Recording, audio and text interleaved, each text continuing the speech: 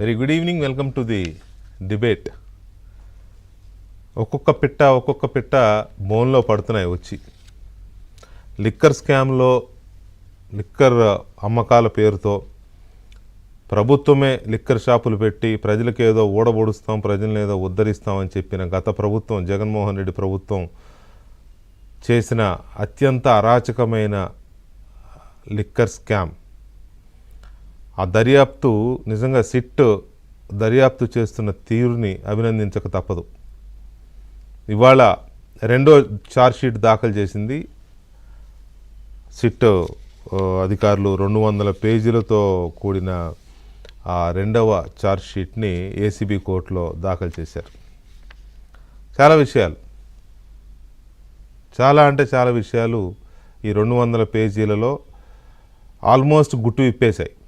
Final ఛార్జ్షీట్కి ఇంకా time ఉంది. Final chargesheet వేసేలోపు ఇంకొకటి కనీసం ఇంకొక ఛార్జ్షీట్ పడే అవకాశం ఉంది. ఆ తర్వాత ఫైనల్ ఛార్జ్షీట్కి వచ్చే అవకాశం ఉంది. అయితే ఇవాళ ఛార్జ్షీట్ చాలా కీలకమైంది. ఎందుకు ఈ ఛార్జ్షీట్ కీలకమైంది అంటే ఇందులో 3 కీలకమైన వ్యక్తులు ఉన్నారు. ఎవరు వాళ్ళు అంటే అప్పటి సీఎంఓ కార్యదర్శి ధనంజయ రెడ్డి ఐఏఎస్ మాజీ, ఆ తర్వాత ముఖ్యమంత్రి ఓఎస్డి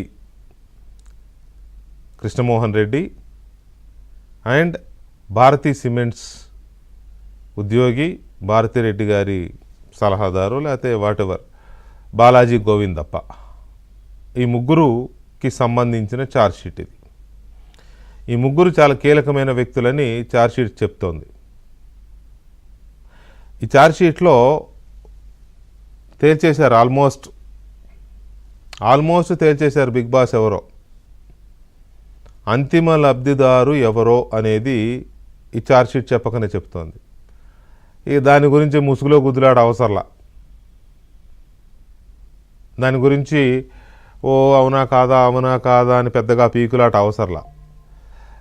ప్రజలకేం పీకులాట లేదు, లేకపోతే దీని గురించి స్టడీ చేస్తున్న వాళ్ళకేం పీకులాట లేదు. కొద్దో గొప్ప పీకులాట ఏమైనా ఉంటే జగన్మోహన్ రెడ్డి గారికే ఉండాలి. నా దగ్గరికే వస్తుందా అని ఈ ఛార్జ్షీట్ అది క్లారిటీ ఇస్తోంది. జగన్మోహన్ రెడ్డే బిగ్ బాస్ అని, అంతిమ లబ్ధిదారు అని.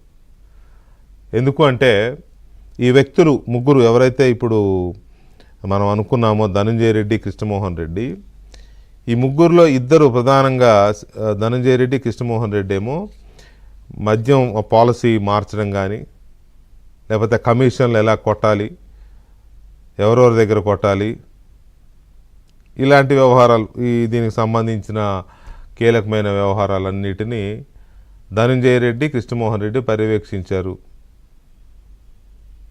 అది కూడా బిగ్ బాస్ ఆదేశాల మేరకు, బిగ్ బాస్ సూచనల మేరకు. ఆయన చెప్పినట్టు వీళ్ళిద్దరూ ఆ పాలసీని ఎలా మార్చాలి, ఆ కమిషన్లు ఎక్కడెక్కడికి వెళ్ళాలి, ఇలాంటి వ్యవహారాలను వీళ్ళిద్దరూ చూశారనేది ఛార్జ్షీట్లో చాలా కీలకంగా పేర్కొన్న అంశాలు.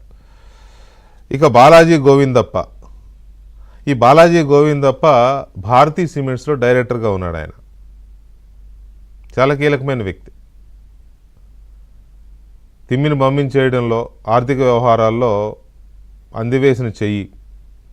బ్లాక్ని ఎలా వైట్ చేయాలి, వైట్ని ఎలా బ్లాక్ చేయాలి, ఎక్కడి నుంచి ఎక్కడికి మనీని ఎన్రూట్ చేయాలి, వాటిల్లో డబ్బుని ఏ దేశాలకు పంపొచ్చు, మళ్ళీ వాటిని తిరిగి ఇక్కడికి ఎలా తెచ్చుకోవచ్చు. చూస్తున్నాం కదా, డబ్బుని బిస్కెట్ల రూపంలో కొన్నారని, తెచ్చుకున్నారని, అదని ఇదని రకరకాల వార్తలు చూస్తున్నాం కదా. వాటన్నిటికీ సూత్రధారి, సలహాదారుడు, లేకపోతే వాటన్నిటి సృష్టికర్త అన్నీ ఈయనే. ఈ వచ్చిన ముడుపుల్ని ఇచ్చేవాళ్ళ దగ్గర నుంచి ఎలా తీసుకోవాలి, ఏ రూపంలో తీసుకోవాలి, వాటిని ఎక్కడ దాచిపెట్టాలి, వచ్చేదంతా నగదు వస్తుంది కదా, ఆ నగదుని ఎలా వైట్గా మార్చాలి, అంటే నగదుని బ్లాక్గా వస్తుంది కాబట్టి లెక్కల్లో చూపడం తెలియదు కాబట్టి దాన్ని ఎలాగ మళ్ళీ మనం మన అకౌంట్స్లోకి తెచ్చుకోవాలి, లేకపోతే దాన్ని ఎలాగ వైట్ చేసుకోవాలి, అలాగే ఎక్కడ దాచిపెట్టాలి, ఎలా దాచిపెట్టాలి, ఏ రూపంలో తెచ్చుకోవచ్చు, ఇటువంటివన్నీ చేసిన వ్యక్తి బాలాజీ గోవిందప్ప. ఇవన్నీ ఎలా తెలిసాయంటే సిట్కి వీళ్ళు ఇచ్చిన స్టేట్మెంట్స్ ఉన్నాయి,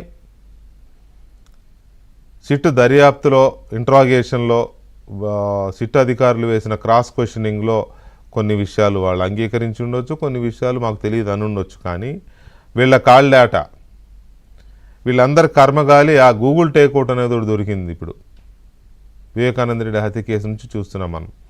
ప్రతి కేసులోనూ గూగుల్ టేక్అవుట్ అనేది చాలా ఇంపార్టెంట్ అయిపోయింది. వీళ్ళ కదలికల మీద కూడా గూగుల్ టేక్అవుట్తో సహా సిట్ డీకోడ్ చేసింది. ఒకవైపేమో కాల్ డేటా, ఒకవైపేమో గూగుల్ టేక్అవుట్.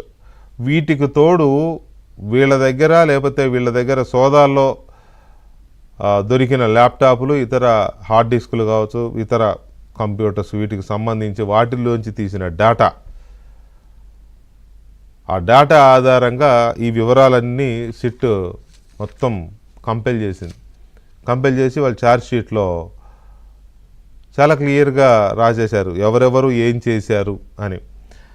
మొత్తం మద్యం పాలసీని, అంటే అంతకుముందు ప్రైవేట్ షాపులకు ఇచ్చే విధానం ఉండేది కాబట్టి గవర్నమెంట్ షాపులు పెట్టి అవి తీసుకుంటే ఆ పాలసీని ఎలా మార్చాలి, ఆ పాలసీలో మద్యం డిస్టిలరీల నుంచి షాపులకు ఎలా వస్తుంది, ఏ బ్రాండ్స్, ఎలాంటి బ్రాండ్స్, ఎలా చేయొచ్చు, ఏంటి పాలసీ మొత్తానికి సూపర్ బాస్ ఏమో ధనంజయ రెడ్డి అనమాట. అంటే పై ఆయన చెప్తాడు, ఈయన దాన్ని డిజైన్ చేసి ఆయనకి చెప్పి ఆయన దగ్గర ఆమోద ముద్ర వేయించుకుని పాలసీ రూపకల్పన అంతా చేయడంలో ఈయనది కీ రోల్, ధనంజయ రెడ్డిది key role. As per charge sheet, ఇవాళ సిట్ దాఖలు చేసిన ఛార్జ్షీట్లో దీని ప్రకారం ధనంజయ రెడ్డిది కీలకమైన పాత్ర. తర్వాత ఈ ముగ్గురు, ఇప్పుడు మనం మాట్లాడుకుంటున్న ముగ్గురు వ్యక్తులు ఎవరైతే ఉన్నారో, ధనంజయ రెడ్డి, కృష్ణమోహన్ రెడ్డి అండ్ బాలాజీ గోవిందప్ప, ఈ ముగ్గురు వీళ్ళ కాల్ డేటా ఆధారంగా చాలా కీలకమైన వ్యవహారాలు చాలా వస్తున్న నేపథ్యంలో ఈ ముగ్గురు విజయసాయిరెడ్డి, మిథున్ రెడ్డిలతో కూడా మాట్లాడిన వివరాలు బయటకు వచ్చేసాయి. అంటే ఇక్కడ ఏ ఒక్క చేప కూడా తప్పించుకునే అవకాశం లేదు. ఈ చేపలు కాదు, ఇవి తిమింగలాలు. ఏ తిమింగలం కూడా తప్పించుకునే అవకాశం లేదు. అఫ్కోర్స్ ఒక తిమింగలం ముందే నేను ఒక 2 మీటింగులోనే పాల్గొన్నాను, ఆ తర్వాత నాకేం తెలియదని విజయసాయిరెడ్డి ఆయన ముందే తప్పుకునే ప్రయత్నం చేస్తున్నాడు. మరి సిట్ ఏం చేస్తో తెలియదు. కానీ మొత్తం మీద అయితే డిస్టిలరీ యజమానులతో పాటుగా, అంటే కమిషన్లు వాళ్లే కదా ఇచ్చేది, డిస్టిలరీ యజమానులతో పాటు విజయసాయిరెడ్డి, మిథున్ రెడ్డిలతో ఈ ముగ్గురు మాట్లాడిన ఆ డేటా అంతా సిట్ తీసుకుంది. ప్రతి సిండికేట్ సమావేశానికి, ఇప్పుడు లిక్కర్ సిండికేట్లు ఉంటాయి, డిస్టిలరీ సిండికేట్లు ఉంటాయి. ఆ మీటింగులకి సీఎంఓ కార్యదర్శిగా ఉన్న ధనంజయ రెడ్డి హాజరవ్వాల్సిన అవసరం ఏంటి? ఆయన వాటికి కూడా హాజరయ్యాడు. అంటే అక్కడ కూడా పైనుంచి కమాండ్, ఆ మీటింగ్స్ కూడా వీళ్ళ కనుసన్నల్లోనే జరిగాయి అన్నమాట. ధనంజయ రెడ్డి హాజరైన వివరాలు కూడా గూగుల్ టేక్అవుట్ ద్వారా సిట్ సేకరించింది. కొంత ఏదైతే కమిషన్లు కొట్టారో, ఈ కమిషన్లు కొట్టిన దాంట్లో ఏదో అంటారు కదా, మా వాళ్ళు కూడా 4 రాళ్ళు వెనకేసుకోవాలని, అలా కొంత నొక్కుడు కార్యక్రమం వీళ్ళు కూడా చేశారనేది సిట్టి వాళ్ళు. ఇలా చాలా విషయాలు, అంటే ధనంజయ రెడ్డి, కృష్ణమోహన్ రెడ్డి కూడా కొంత మొత్తాన్ని వెనకేసుకున్నారు అనేది ఇప్పుడు మొత్తం ఈ ఇంట్రాగేషన్ ద్వారా వీళ్ళకు వస్తున్న సమాచారం, సిట్కి వస్తున్న సమాచారం.